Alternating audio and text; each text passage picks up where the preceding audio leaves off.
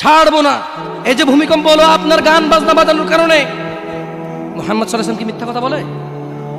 কারা কারা হাত তুলেন তো যে মুহাম্মদ সাল্লাল্লাহু আলাইহি ওয়াসাল্লাম জানে না, মুহাম্মদ সাল্লাল্লাহু আলাইহি ওয়াসাল্লাম জানে না, এরকম কারা কারা স্বীকার করে? আল্লাহ নবী বলেছে, যখন বাদ্যযন্ত্র বেড়ে যাবে, গায়িকারা সম্মুখে এসে নাচবে, তুমি অপেক্ষা করো, পাহাড়গুলো কেঁপে উঠবে, পৃথিবীটা নড়ে উঠবে।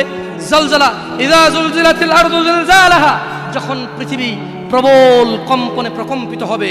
ওয়া খরাজাতিল আরদু আসকালাহা, যখন এই মাটি তার ভিতরে যা আছে একদম লাথি মেরে বের করে দেবে, লাশ হোক আর যাই হোক, মাটি বলবে যে বেরো, বের হও আমার থেকে, বের হও, আমি তোর আর কাউকে রাখবো না।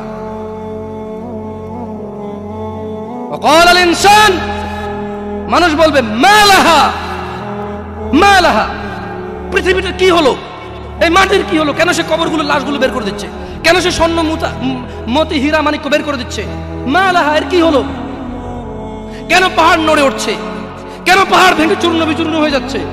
মানুষ বলবে মালাহা, পৃথিবীর কি হলো।